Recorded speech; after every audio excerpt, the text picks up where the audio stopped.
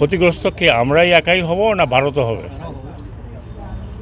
কারণ আমরা যদি দ্বিতীয় বৃহত্তম অথবা তৃতীয় বৃহত্তম অথবা চতুর্থ বৃহত্তম ব্যবসায়িক কেন্দ্র হই ভারতের জন্য, ফোর্থ লার্জেস্ট মানে পত্রপত্রিকা মাফিক, আবার অনেকে বলে সেকেন্ড, তো ভারত যে আমাদের কাছ থেকে বিনা পয়সা দিয়ে যায়, টাকা দিয়ে যায়, তাহলে ওটা যদি তারা বন্ধ করে দেয়, আমি তো বলি বন্ধ করুক।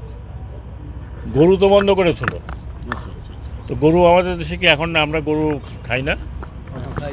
তো বন্ধ যদি ওনারা করতে চায় ওনাদের ব্যাপার, ওনারা বন্ধ করলে ওনাদের ইকোনমি ক্ষতিগ্রস্ত হবে।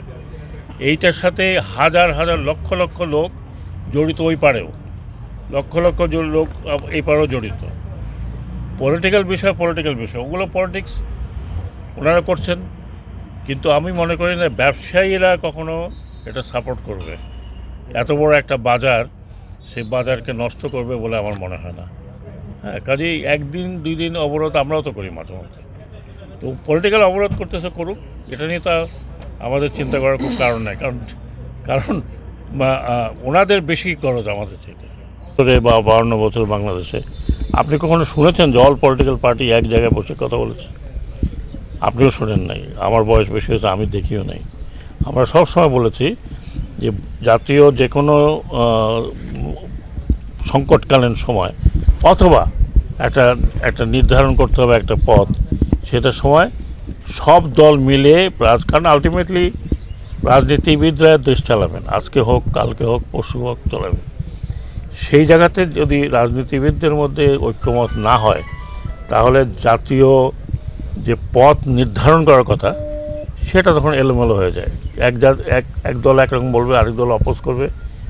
এখন যেহেতু সবাই একত্রে বসেছেন, এবং এরপরে তো সব আমাদের যে ধর্মীয় যারা সব তারাও একসাথে বসছে, তো এটা একটা আমি মনে করি খুব বড় একটা অ্যাচিভমেন্ট।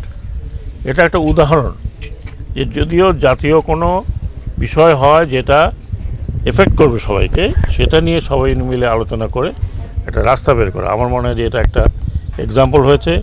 আগামীতে যারা সরকারে থাকবেন তারাও হয়তো এটা করবেন। আমরা বিদেশে যা দেখি, কোনো কিছু হলেই দলের মধ্যে অনেক ডিফারেন্স আছে, কিন্তু জাতীয় পর্যায়ে কোনো বিষয় হলে একত্র হয়। তো এটা ভালো জিনিস, এবং এটা আপনারা যারা মিডিয়াতে আছেন তারা একটু হাইলাইট করবেন।